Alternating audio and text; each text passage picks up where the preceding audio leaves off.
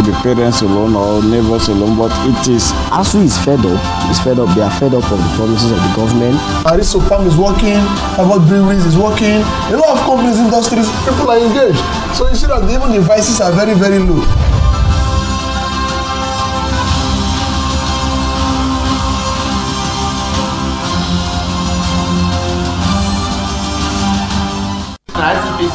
If you collect money from people, publish their name, because that is part of the fact that and ban them from participating in politics. You don't just collect money from them. the child alone, not the job of the parents alone or neighbors alone, but it is ASU is fed up. They are fed up of the promises of the government. Arisopam is working, Harvard Breweries is working. A lot of companies, industries, people are engaged. So you see that even the vices are very, very low.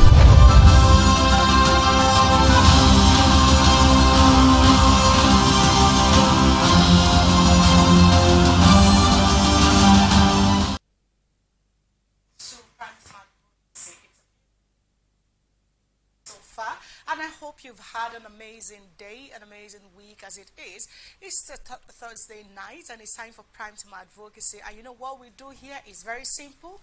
Get to bring you issues that affect the people at all scales and have the right professionals and relevant stakeholders advocating on these issues. So our job here on Primetime Advocacy tonight is very simple. We will be advocating on insecurity, mass killings, violations against children, increases amid Nigeria's insecurity. A UN report child abuse more prominent in Borno, Yobe and Adamawa. We also have domestic violence, Chacha, AK and Funke Akindele's marriage headed to Iraq, and sexual abuse, an 11-year-old allegedly raped by a car wash operator in Lagos. I'm not doing this alone. I have a socio-political analyst. He is IK Joy Uzo. I've never seen a man who is answering Joy, but tonight we'll have one in the studio. He's a socio-political analyst, but we'll take a short break. When we come back, we'll go straight to the stories. Don't go away. If you collect money from people, publish their name, because that is part of the fact that and ban them from participating in politics. You don't just collect money from them. the child alone, not the job of the parents alone or neighbors alone, but it is ASU is fed up. They are fed up of the promises of the government. Arisopam is working, Harvard Breweries is working. A lot of companies, industries, people are engaged. So you see that even the vices are very, very low.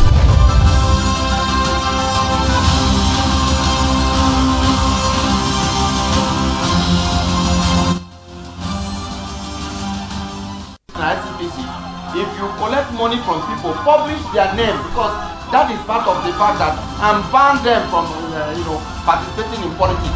You don't just collect money from them. the child alone, not the job of the parents alone or neighbors alone, but it is Good to have you on Primetime Advocacy. Like I said, it's been a beautiful evening, but again, the stories in Nigeria can't seem to, give one a way to, just relax, smile, and make it look like, okay, it was a great day in the news today. But our first story for tonight is on insecurity, mass killings, violations against children, increases amid Nigeria's insecurity.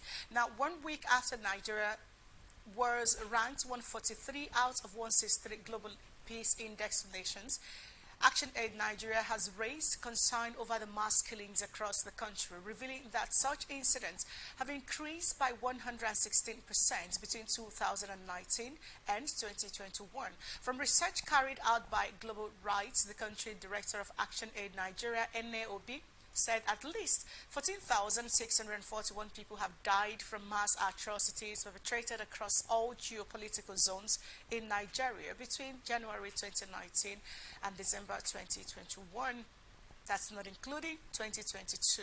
Now, she lamented that the trend is increasing daily, and a total number of about 6,895 deaths were recorded, representing a 116% increase over the last 3 years. Coming as a new report, the United Nations Children Fund (UNICEF) also revealed that more than 42,000 children were recruited and used in conflict in the West Africa and Central African region between 2005 and 2020. In the report titled 25 Years of Children and Armed Conflict, Taking Action to Protect Children, UNICEF disclosed that more than 7,600 children were killed or maimed in the regions during the years under review. The above figure is a fraction of the violations believed to have occurred as access and security constraints, among others, and the shame, pain, and fear that children and family survivors suffer often hamper the reporting, documentation, and verification of grave violations against children in situations of armed conflict. In her words, between 2005 and 2020 in West and Central Africa, more than 7,600 children have been verified as killed or maimed in situations of armed conflict. The report partially read over 42,000 children have been verified as recruited and used by parties to the conflicts. However, Mary Perry Poirerier is a UNICEF Regional Director for West Africa and Central Africa, highlighted the need to intensify efforts toward ending grave violations against children. She said the killing, abduction, and rape of girls and boys are horrific crimes. The increase in verified grave violations in the Central Sahel region over the last quarter and their devastating impact on the well-being of the children shows the need and importance of continuing our efforts to provide care to the victims and advocate for their immediate end. And of course, she called on the private sector to also participate. But let me come to you now to first of all say, Ike Joy Uzo, welcome to Primetime Advocacy. I've never seen a man answering Joy. What's that about? That name came about 2001. You know, there was, I just needed to have a change in my life. Okay. So that's like my middle name. So I had to substitute it for something else. All right, that's great. I think that's something good to be advocating about anyway. Well, let's come to the issue of children being abused according to the UNICEF report. There are several cases, Borno and some states have been mentioned in this report, but the issue here is these reports are always international bodies, non-governmental organizations. It never comes from the Nigerian government. The question here first is this: does indices mean anything to the average government we have ever had in this country at any time in our history? Unfortunately, it doesn't seem to mean anything, and that's why we don't have these figures. I mean, that should be obvious. There's something that I say, you know, in this part of the world, we tend to see, you know, the citizenry as chickens running about. However, in the West, it's more like cows that are going to be milked. So if this is how we see them, if this is what our perspective is, then that tells you how we're going to go about treating our citizenry. And that's just what it is.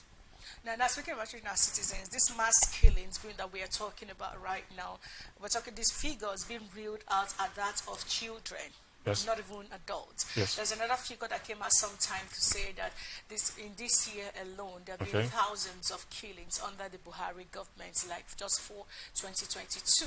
Now, looking at children in such a vulnerable situation, we have the government talk about their social development schemes like school feeding programs, giving families money, you know, and then yesterday the man in charge for the social welfare program, the director came out to say that they've given over 2 million families, you know, social welfare money transfer programs through their Empower projects and all that. Where does children fit into the actual plan of this government or any other government that we can think about in terms of their safety being paramount to whatever any government is doing? Okay, when we look at the Northeast, we're not getting figures. We know that they are IDP camps, but we're not getting figures. And then the news that filters out of these places, it's mostly unpleasant news. Okay, somebody's been raped, that kind of thing. But that's all we seem to hear. And that's just what it is. It's something that foreigners have, you know, a better view and understanding of. So they feed us with this information. But this is something that is going on in Nigeria. It's just what it is. We have the National Population Commission as a board, set up as a government board. Now, aside of census and what have you, when it comes to death, there ought to be registrations, numbers. Every time we'll have these figures coming from international organization, the average Nigerian wonders, when did they come in to get those reports? And how accurate is this report? We've had governments one or two times, especially these governments, say, oh, don't take that to be anything to go by. I mean, they've just given their reports, that's what it is, and it's nothing to go by. But looking at the National Population Commission as a board that has been tasked with the registration of at least the number of Nigerians who we are and where we are supposed to be in terms of a numerical permutation, you could bring that back to the fact that we always hearing we over 200 million people. This has been the stories. In these 200 million people, nobody seemed to tell us this is the number of people who are dying. But because insecurity as it is, it turns out to be one of the major tools to kill the death of Nigerians. So every year we're hearing 200 million people, the figures jumping in from one place to the other. Yet there are numbers that are dying. How do we begin to make sense of a body that should be giving us figures, but they end up not saying anything whatsoever? Of course, we depend on international organizations and NGOs to tell us how the number of Nigerians and, of course, who died and who is alive. Which brings us again to record keeping. Okay, I think I think this was yesterday, what's his name again? The Iwala, Beast of No Nation, what's his first name? Uzodim also. I don't quite know what his first name is. He came out with an article, and it was about, he was pushing for the breakup of Nigeria. Well, I don't agree with that anyways, but he was pushing for that. And I think a figure he mentioned there was 215 million people. 15 million. 215 million people. That's the latest figure right now. 250. Now you ask yourself, so many people are dying. Yes. Okay, infant mortality rate, maternity mortality rate, these are high. Yeah. And then life expectancy is pathetically low. Yes. So if this number of people are dying, how come the population keeps increasing? These things don't add up. I personally do not think, now this is just my thinking, I personally do not think that we are that many. Perhaps we could be, this is my thinking. Now I don't have statistics for this, but in my thinking, I don't think we exceed 150 million. Now, if you take the population of Lagos as we used to know it, now Lagos, it's more like, neck and neck with Kano. So let's say Lagos is 15 million, perhaps 20 million. How many are we in Port Harcourt? Definitely. Or should I say, how many are we in River State? How many are we in Anambra State? How many are we in Abuja? So you put all of these figures together. Once again, it doesn't add up. There's something political about us naming figures. It's what it's always been, unfortunately. But that's just what it is. So we don't have respect for figures. Now, let me say this.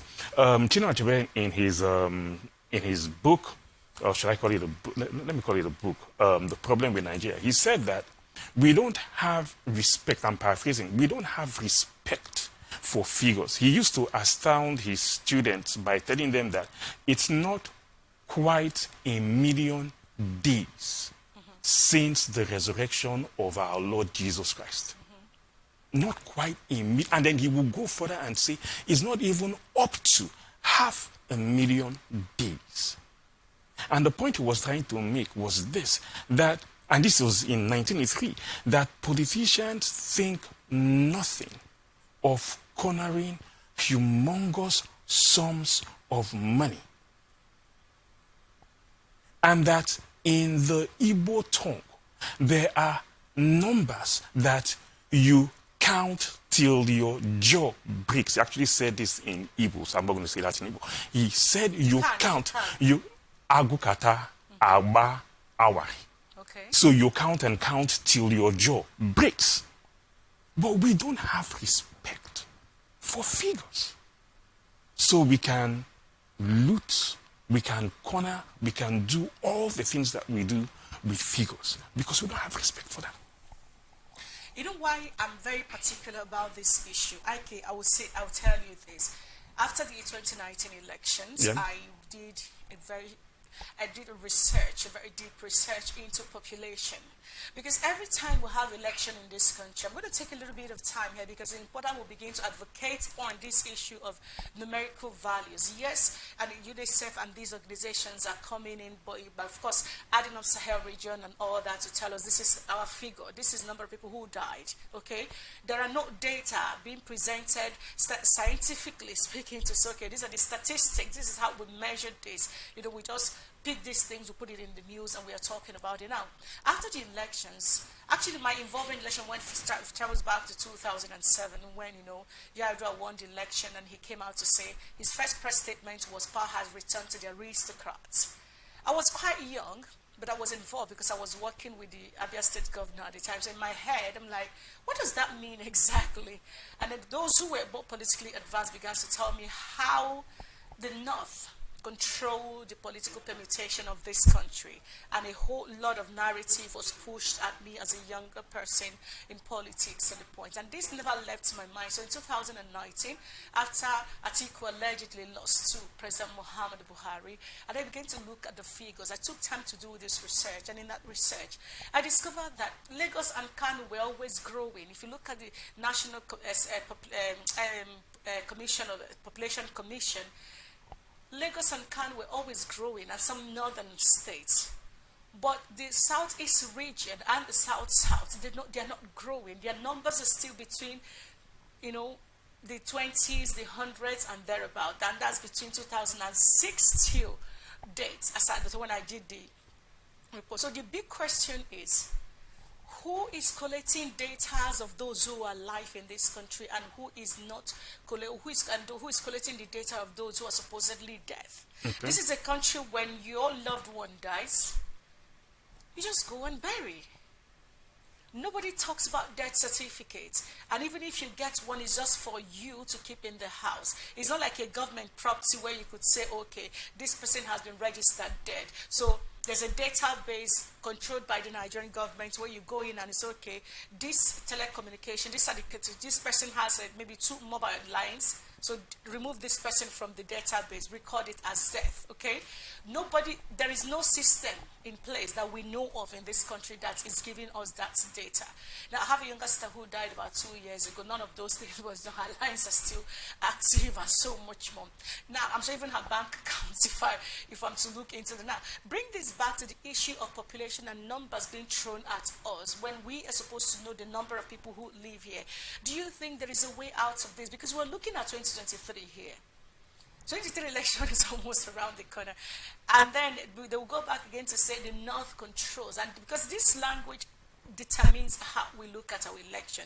Maybe in landmass, yes, but what else is there that is making everybody say, oh, they get married, they have how many children? So let's bring this back to how the fact that nobody controls the number of the living and the number of those who are dead in Nigeria, how this can affect policy making and what have you.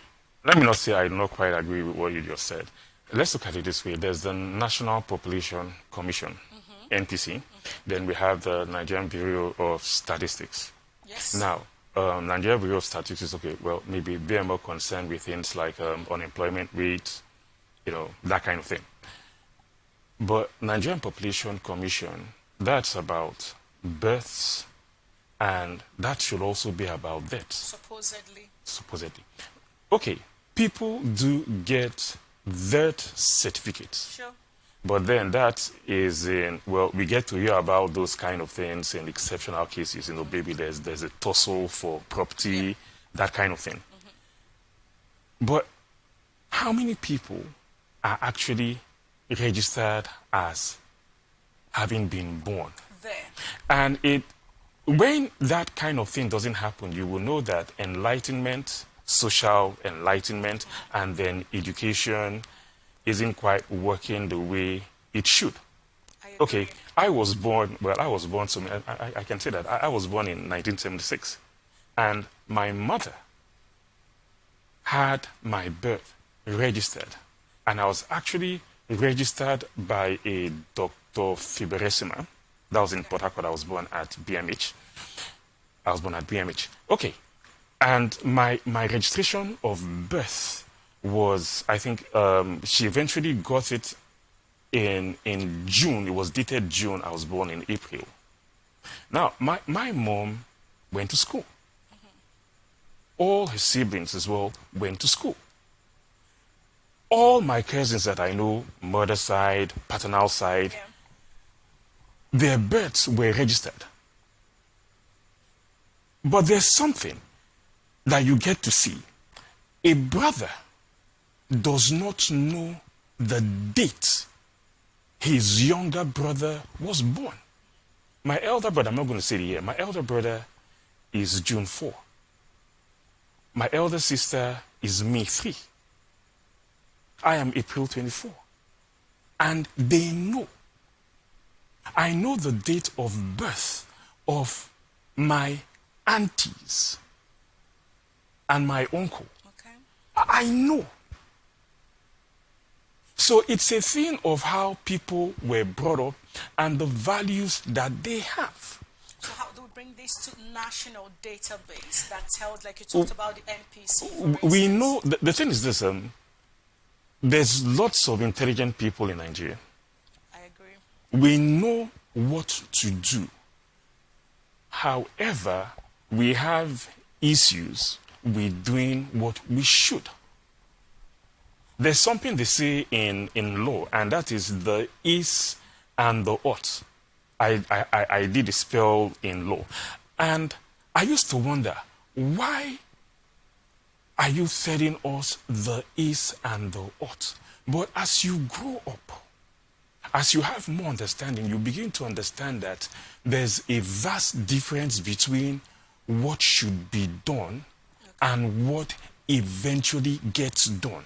And the difference between what should be done and what eventually gets done is where things like interests come in. Everybody has an interest. So because I have an interest, I'm going to obscure or obfuscate.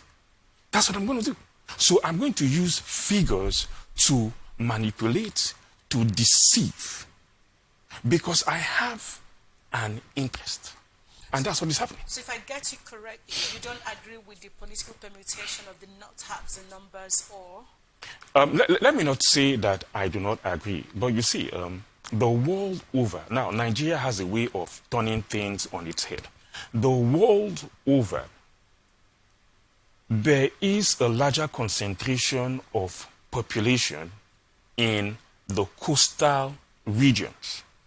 That's how it works. If you go to Australia, for instance, now Australia is a country and a continent. The places where we have human dwellings, well, for the most part, it's in Sydney, in Perth, in Adelaide. Now, these are coastal cities. Now, they have the interior, but there's a report I came across, there's a document I came across, and what he said was that the heat in the interior could be so high that people get to commit suicide. It's intolerable. So how can people live comfort? I'm not saying people don't live there. So how can people live comfortably in those kind of places? So when you look at Nigeria, you look at the coast, and then I did my youth service in Kano. There is a large population in Kano. I did my youth service there. However, these things don't quite agree. One woman may have as many as 10 children. I saw that. Not once, not twice, not thrice. But you get to ask yourself this: how many of them get to live past being 5 years? Which brings us back to infant mortality rate. So that's the way. All right, I will come back to you. You know, I enjoy these conversations a lot because when we talk about issue of a political permutation in this country, over the years, over long years, we have been told lots of stories like how the South don't have the figures, they cannot win election, how the West can do this, how the East can do this. But listen, can we take time in this whole, charade of numbers and political permutations, as the case may be, to begin to ask ourselves some pertinent question? A typical question is this: how many people turned 18 this month in Rivers State, in Abia State, in Bayelsa State? Do we have the database for that? No, we don't. We don't. How many people died in Nigeria today? We don't. We just have an idea that one or two loved ones died. But this could run into hundreds of thousands if we are not careful. And then when we talk about being over 200 million, that the latest figure they are quoting, even Ike mentioned that, is that we are now about 215 million Nigerians. Can we take a step back and begin to ask ourselves and begin to realize that there is actually a big difference between land mass and actual population in any given place? We are wiser, we are growing as a people, but the question remains, when can we begin to challenge the status quo?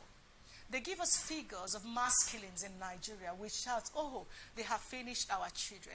There are other issues that which in this mass killing, which includes infant mortality, as the case may be, which also counts a lot on maternal mortality. But while we're looking at these figures and asking ourselves this question, we are heading into the elections again. Can your governor actually tell you the number of people that he is leading in a given state? No. We are going to have them ask them questions. For those of them who are going for re-election, this is some of the questions we need to begin to ask them. And also, when the Ekiti election happened, you discovered that there are about 16 local governments in Ekiti State and about 15 of these local governments. And then total number of registered voters, I've said it before on the show here, was about less than a million. And of course, right now accredited voters for the election were about 700 something thousand.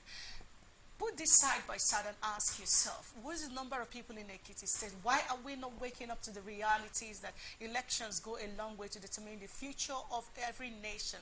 And that's where Nigeria comes in. But we'll take a short break. When we come back, we'll go straight to UN report on child abuse, which has become more prominent in Borno, Yobe, and Adamawa State. I guess you're wondering why this UN report is looking at this state critically. Think about the insecurity and think about the IDP camps, and then we'll come back to you after the break. Advocacy. If you collect money from people, publish their name, because that is part of the fact that, and ban them from participating in politics. You don't just collect money from them. The child alone, not the job of the parents alone or neighbors alone, but it is. ASU is fed up. They are fed up of the promises of the government. Arisopam is working, about breweries is working. A lot of companies, industries, people are engaged. So you see that even the vices are very, very low.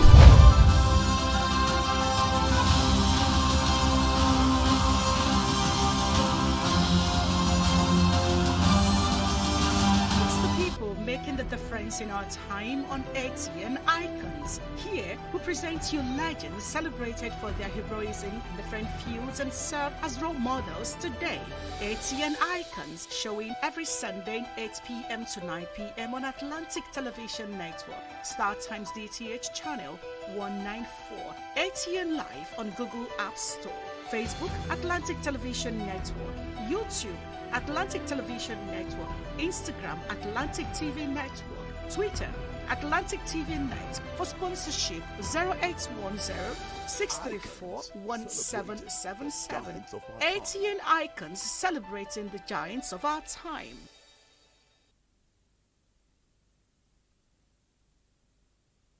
The people, the candidates, the party, the campaigns. What really makes an election here?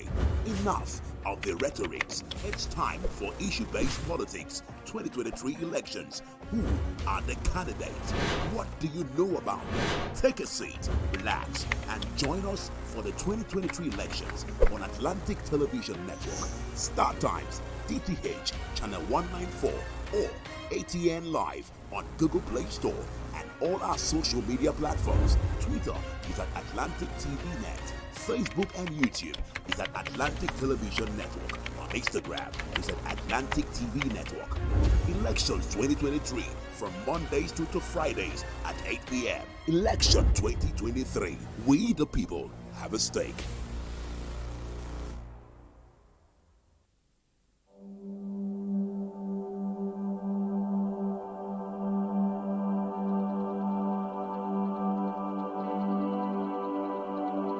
Advocacy.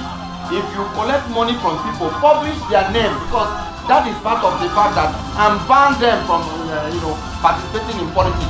You don't just collect money from them. The child alone, not the job of the parents alone or neighbors alone, but it is. ASU is fed up. It's fed up. They are fed up of the promises of the government. Arisopam is working, about breweries is working. A lot of companies, industries, people are engaged. So you see that even the vices are very, very low.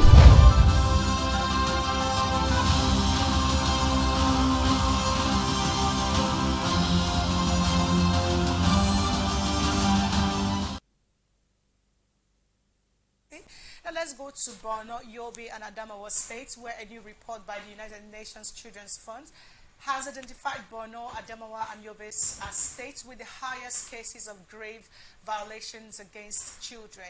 Now, the UN body in the report yesterday said the violations were attributed to the activities of Islamic State, West African province, and other armed groups. For example, abduction is often combined with or leads to other violations, particularly recruitment and the use and sexual violence. Children, especially girls who have been abducted and or associated with parties to conflict, are exposed to elevated risk of sexual violence, including rape, sexual exploitation, and forced marriage.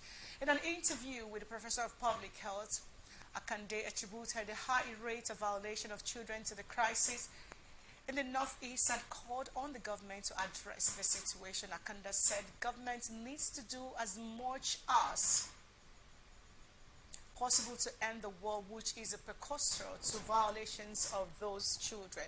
Those in the IDP camp should be taken care of by ensuring the provision of social amenities like drinking water, proper shelter, and access to education. And of course, this went on and on. I'm coming back to you, Ike. You know, why this is very critical at this point, just like a part of what we just talked about earlier. We have IDP camps across Nigeria, but now UN is focusing on Borno, Yobe, and all that.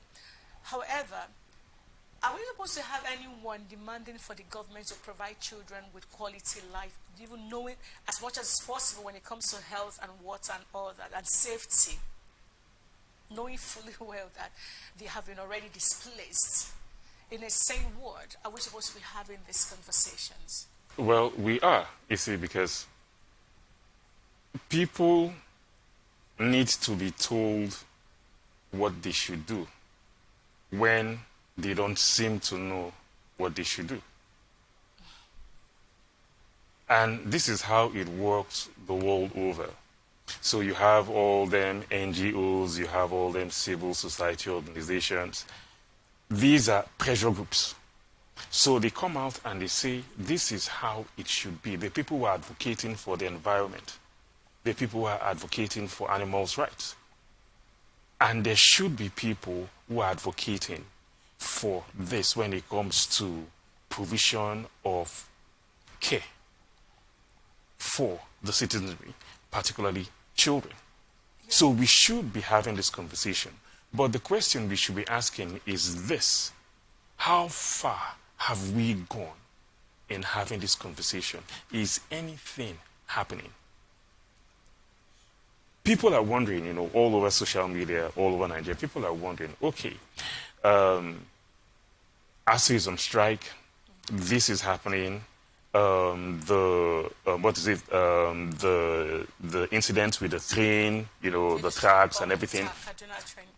And politicians are still campaigning. And no one is asking questions. No one. Well, people are actually asking questions, but people are not giving responses to these questions being asked. We should have this conversation. But where does it lead?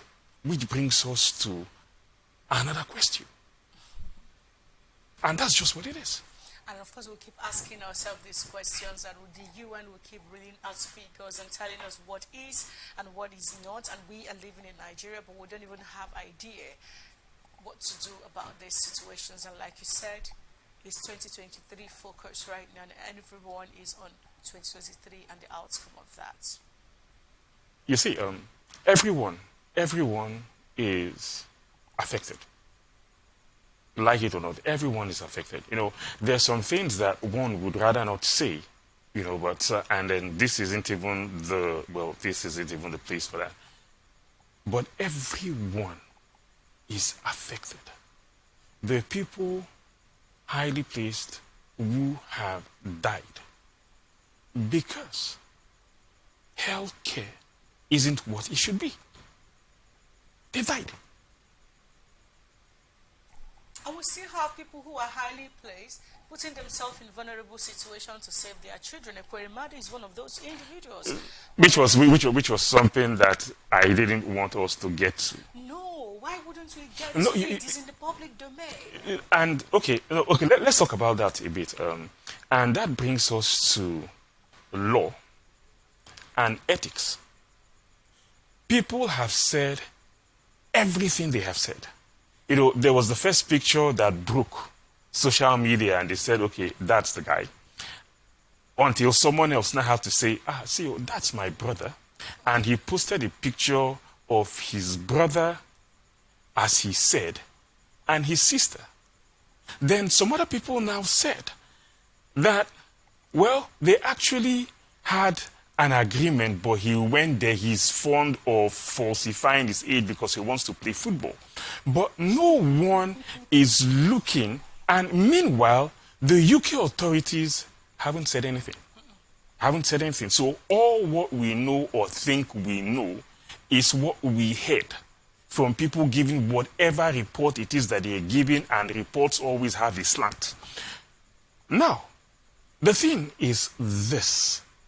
Nobody is asking, is this what should be done? Should somebody take another person, A full human, and go all the way to the UK and say, okay, Mona check if you go walk.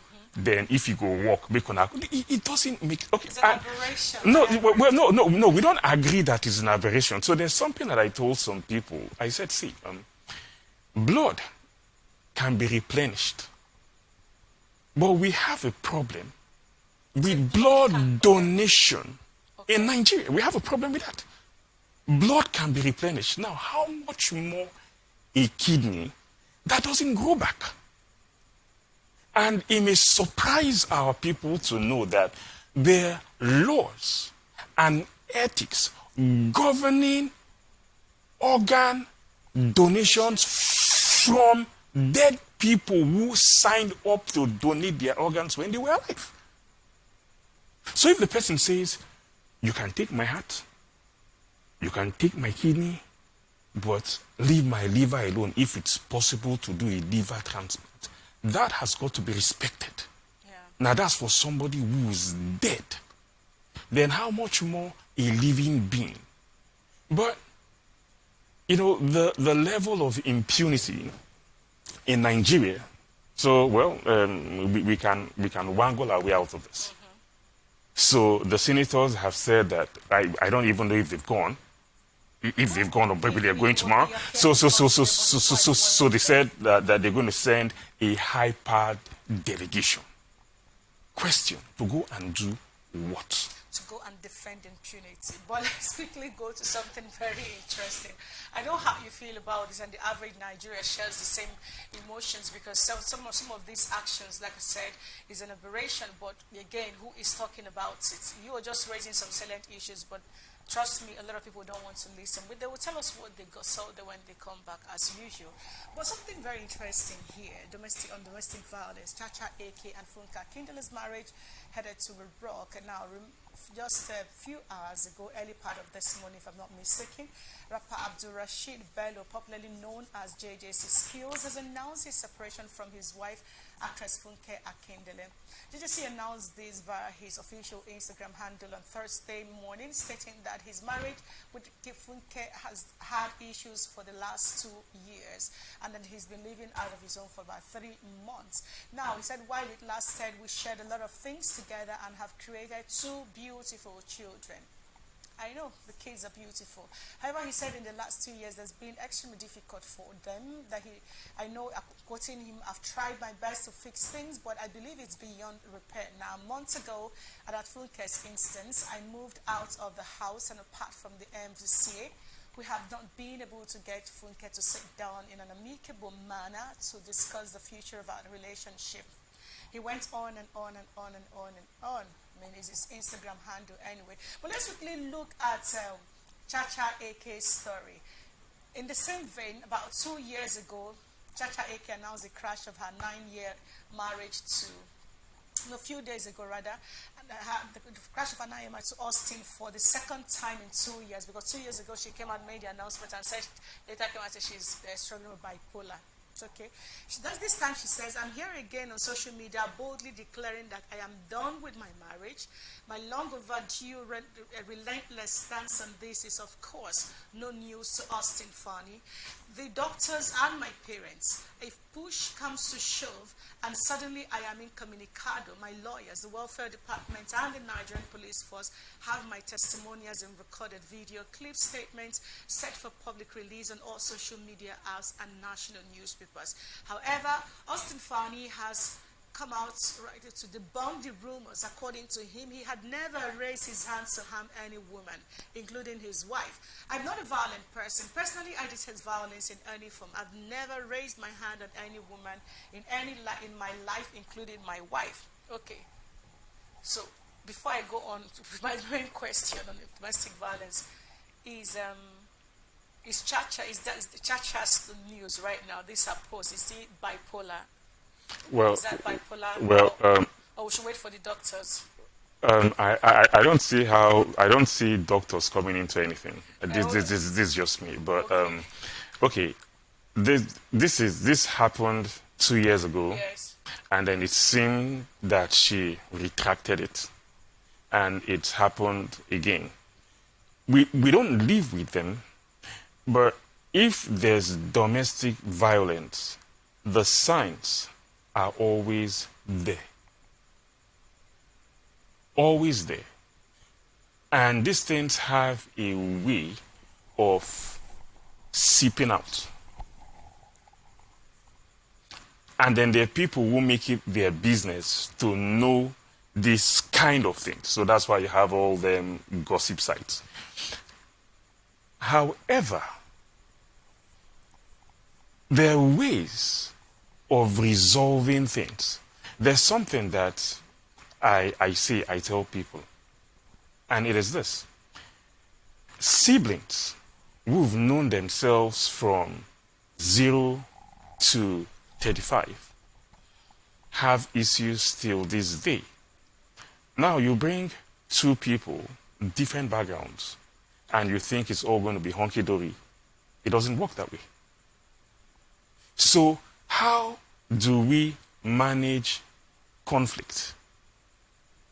Domestic violence, I don't think, let me not say I don't think, a man shouldn't beat his wife. Let me come in no here. matter the provocation. Okay, please go on. I agree with you totally. However, let's look at this 2 couple. JDC made a statement. They haven't been able to get Funke to sit down, quoting him, in an amicable manner. Okay. So she's been resistant. She hasn't been friendly.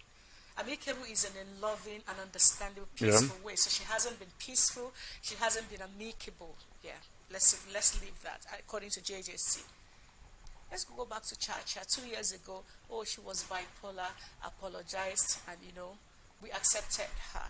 Funke, JJC's son, few months, if I'm not mistaken, about last year, thereabout, came out to say they've not been living together, they've been fighting, and everybody attacked the boy to say, he didn't know what he was talking about, or maybe he's jealous because the dad is married to another woman. Now back to where we are. Celebrities and false life. celebrities and pretense. No, I don't think it's a thing Sorry. of I don't think it's a thing Now, of here is celebrities why I have and that false position. life. Okay, go on.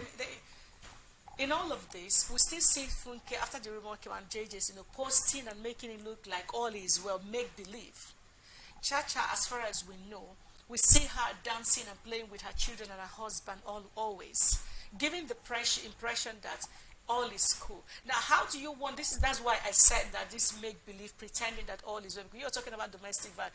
If this happened, they didn't have that opinion. How do we believe that now that this is actually a real situation? That's my concern here. Okay. The thing here is this: let's keep Funke, Akindele, and Chacha to one side. Okay. Let's talk about regular people. We all act. We all act. We all give the impression of everything is well. Okay, let me not say all. For the most part, it is what we do. We all pretend. Okay. It's what we do. So a couple are going to go to church and they're all in ANCO uniform, Ashwebi. Okay. Meanwhile, there's trouble raging in the home. So it's what we all do. Okay. So they're going to look for a way to sort themselves out. Now, sorting themselves out may mean they're going to continue as a couple, because in this part of the world, what we do is the people around us try to look for a way to settle us. Only recently, my cousin, dear cousin, he talked about a couple who had been married for, I think, 25 years, both well-to-do, and all of a sudden, the woman is saying she doesn't want to do anymore. So, what the man did was to get his friends together and say, okay, come and help me sort this thing. So this is what happens. Sense. In all that we are doing right now when it comes to these families, having a make-believe life, or this is what we want you to see, and not that there are children involved in this. Yes, they are true. Is there any reasonable sense of wisdom of any kind that you can say, okay, based on this reason, let's handle this with care and take it off the media for the sake of the children? Well, this thing, for them, is already in the media, so they can't take it out. So people are already in their business. But the thing here is this. If something isn't working, perhaps it's time to have a rethink and say, okay, do we continue with this, or do we just let go? Okay. I think it gets to that point. Yeah, we hope it gets to that point, because there are children involved, and that's what is important here. They should also be respected. But before we let you go, what are your core advocacies from all the issues we've talked about tonight? Okay, perhaps we should take it from the one of mass killings and displaced children in Yobe. And I think that at a certain point, people get to say they've had enough. Perhaps that's what is happening in Nigeria at this point, with what's happening with people who are going out of their way to campaign for Peter Obi. Perhaps that's what is happening. So, if that is what is happening, then maybe they should take it to the max. That's what I think.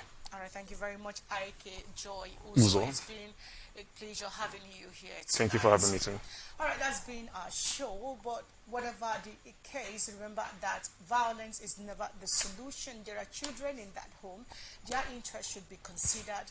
Their interest should be protected. Fight your fight, do your stuff in the media, but please remember that these children deserve to be respected, because they are humans, and as humans they deserve to have their history properly managed We understand your celebrities, but please remember to check that your lifestyle doesn't become a burden on your children. Thank you very much for being with us tonight. Let's continue the conversation on our social media handle. My name is Vivian Douglas. So join us on Twitter at Atlantic TV Net, Facebook and YouTube is at Atlantic Television Network, Instagram is at Atlantic TV Network. Remember that peace and unity are always the pathway to progress. Have a good night. If you collect money from people, publish their name, because that is part of the fact that, and ban them from participating in politics. You don't just collect money from them. The child alone, not the job of the parents alone or neighbors alone, but it is. ASU is fed up. It's fed up. They are fed up of the promises of the government. Arisopam is working. About breweries is working. A lot of companies, industries.